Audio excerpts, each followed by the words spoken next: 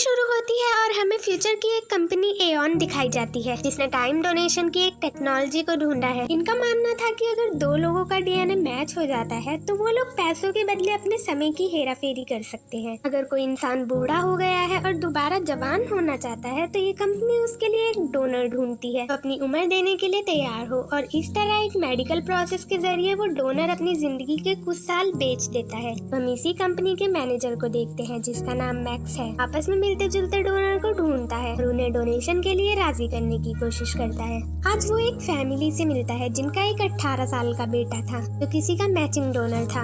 उसको डोनेशन के लिए मना रहा था कि अगर तुम हमें अपनी जिंदगी के 15 साल दो तो हमारी कंपनी तुम्हें 60 लाख यूरो दे सकती है। तो बहुत ज्यादा पैसे हैं। वो लड़का सोच में पड़ गया क्योंकि ऐसे वो अपनी जिंदगी बर्बाद कर देगा। लेकिन मैक्स बहुत चालाक था, वो अपने क्लाइंट्स को राजी कर लिया करता था। लड़का जानता था कि इतने पैसे वो 15 सालों में भी नहीं कमा पाएगा। ये बेचारे गरीब लोग थे तो इस डील के लिए मान जाते हैं। अब मैक्स अपनी कंपनी में वापस आने लगा। यहाँ कुछ लोग कंपनी के अगेंस्ट प्रोटेस्ट कर रहे होते हैं जो कि उम्र के बेचने और खरीदने के खिलाफ थे। यहाँ इनकी एक मीटिंग थी जिसमें मैक्स को एम्प्लॉय ऑफ द ईयर का अवार्ड मिला। हमें कंपनी की सीईओ भी दिखाई जाती है जिसका नाम सोफी थाइसन था। सोफी इन्हें बताती है कि किसी का मरना हम कंट्रोल नहीं कर सकते लेकिन हम लंबी जिंदगी जरूर दे सकते हैं जिससे ह्यूमन सिविलाइजेशन का भला हो। जैसे अल्बर्ट आइंस्टाइन, नेल्सन मंडेला, ये लोग ऐसे थे जिन्होंने समाज को बहुत कुछ दिया। काश ऐसा होता अगर ये कुछ और साल दुनिया को दे पाते। सोफी कहती है कि हमने अपनी कंपनी की तरफ से 15 साइंटिस्ट को उम्र डोनेट कर दी है। हमें वो जगह दिखाई गई जहां उन साइंटिस्ट को रखा गया था। वो दोबारा जवान होने के कारण बहुत खुश थे। मगर जो लोग इस प्रोसेस के अगेंस्ट थे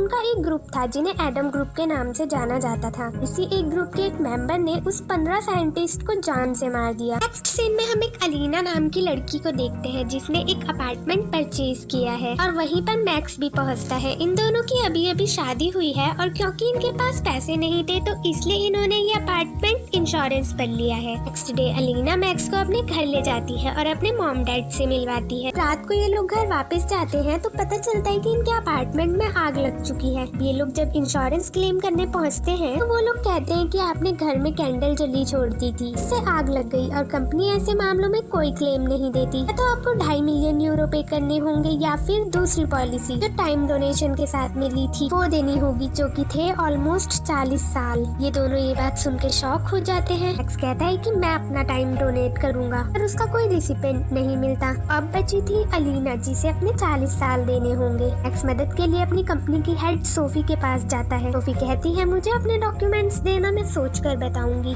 ऐसे ही कई दिन बीत जाते हैं, सोफी कोई जवाब नहीं देती। वहीं हम बोर्ड मेंबर्स की मीटिंग को देखते हैं जहां सब सोफी से जवान थे क्योंकि उनको अपने डोनर मिल चुके थे, लेकिन सोफी को अभी तक अपना मैच नहीं मिला था। अब बैंक वाले अलीना की जिंदगी से 40 साल ले लेते हैं और किसी बूढ़े इंसान को दे देते हैं। मैक्स अपनी वाइफ को एक रेंट के घर में ले जाता है। ये लोग काफी परेशान थे क्योंकि अलीना अब बूढ़ी होती जा रही थी। अलीना टूट चुकी थी क्योंकि उसने जो सपने मैक्स के साथ देखे थे वो अब उन्हें जी नहीं सकती थी। अलीना सोचती है कि मैक्स तो अभी भी जवान है तो वो क्यों मैक्स का टाइम वेस्ट करे, इसलिए वो मैक्स को छोड़कर अपने पेरेंट्स के पास चली जाती है। मैक्स अपनी परेशानी लेकर एक पार्क में बैठा होता है। तभी वहाँ एक छोटी बच्ची आकर मैक्स को ड्रग्स ऑफर करती है और कहती है इसे ले लो और टेंशन कम कर लो। मैक्स सोचता है कि इतनी सी बच्ची इतना दिमाग कहाँ से लाई, तो वो समझ जाता है कि इसने भी अपनी एज को कम करवाया है। उस बच्ची से पूछता है कि तुमने ये कहाँ से कराया, कि एऑन कंपनी तो इसके लिए बहुत सारा पैसा ले लेगी और तुमने जरूर कहीं से सस्ते में कराया है। वो बच्ची उसको बताती है कि एक कंपनी है जो ये काम सस्ते में करती है मगर ये डील सिर्फ 6 घंटे तक ही वैलिड होती है। मैक्स को इस काम के लिए 2 लाख यूरो और एक डोनर चाहिए था जो कि अलीना के साथ कंपैटिबल हो। मैक्स अपने पैसे लेने कंपनी जाता है। उसे पता चलता है कि अलीना के 40 साल लेने वाली और कोई नहीं बल्कि सोफी थाइसन ही है। अब एक दिन मैक्स गुस्से में सोफी को किडनैप कर लेता है और वहाँ एडम ग्रुप का निशान लगा देता है जिससे सारा शक एडम ग्रुप पर जाए। यहाँ एऑन कंपनी की सिक्योरिटी आ जाती है जिसमें एक कमांडर रीबा और उसका जूनियर विक्टर भी था। ये बताता है कि अगवा करने वाला इंसान मैक्स ही है। ये लोग मैक्स को ढूंढने लग जाते हैं और मैक्स अलीना और सोफी को ल्यूथियाना ले जा रहा होता है, जहाँ ये एंटी एजिंग प्रोसेस होने वाला था। जब ये शिप पर होते हैं तो शिप के सीसीटीवी में इनकी फोटो कैप्चर हो जाती है, जो कि अब एऑन सिक्योरिटी को पता चल गई थी। ये लोग डॉकयार्ड पर सिक्योरिटी लगा देते हैं। मैक्स ये बात जान चुका था, इसलिए ये लोग एक फैमिली को हॉस्टेज बनाकर सिक्योरिटी क्लियर कर लेते हैं। अब अलीना मैक्स से गुस्सा थी क्योंकि उसकी जिंदगी वापस लेने के लिए ये दूसरों की जिंदगी से खेल रहे थे और इनको ये भी कंफर्म नहीं था कि ये लड़की सोफी है या उसकी बेटी मैरी। रात को ये लोग एक जंगल के बीच में बने खाली होटल में रुकते हैं। मैरी थाइसन कहती है कि तुम्हें जिसकी तलाश थी वो मेरी मॉम है, मुझे यहाँ से जाने दो।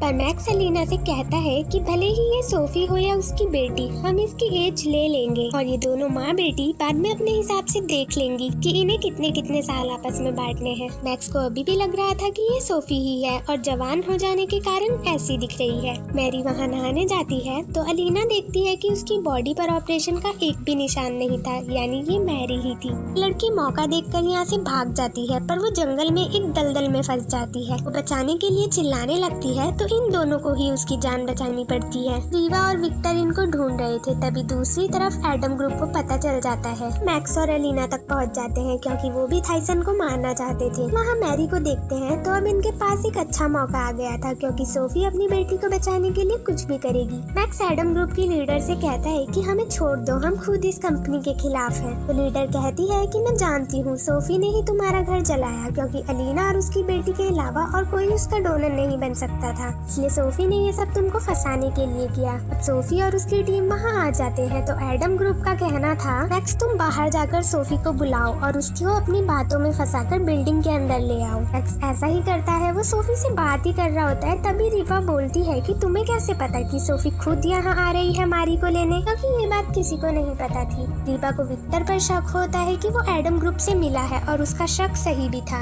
अब यहाँ पर काफी गोलीबारी हो जाती है और कई लोग मर जाते हैं जिसमें सोफी भी थी। अब मैरी, अलीना और मैक्स यहाँ से निकल रहे होते हैं, पर पहली अलीना को मारने की कोशिश करती है। इस बात से अलीना को गुस्सा आ जाता है और वो कहती है कि अब तो मैं इसकी एज लेकर रहूंगी। इसी बीच मैक्स को रियलाइज होता है कि मारी बेकसूर है, ऐसा नहीं करना चाहिए हमको। तो अलीना अब मैक्स को छोड़कर अकेले ही मैरी को लेकर डॉक्टर के पास पहुंच जाती है, जहां मेडिकल प्रोसेस के जरिए अलीना को उसके 40 साल वापस मिल जाते हैं। अगले सीन में दिखाया जाता है कि सोफी जिंदा है क्योंकि उसने बुलेट प्रूफ जैकेट पहनी थी। दूसरी तरफ उसकी बेटी अब बूढ़ी हो गई थी। मैरी अपनी मॉम से कहती है कि क्या हम आपस में एज ट्रांसप्लांट कर सकते हैं, पर सोफी इस बात से मना कर देती है। कहानी के एंड में हम देखते हैं कि अलीना, जो अब जवान हो गई थी, उसने किसी और से शादी कर ली है और मैक्स अब एडम ग्रुप ज्वाइन कर लेता है। ये मूवी यहीं पर खत्म हो जाती है।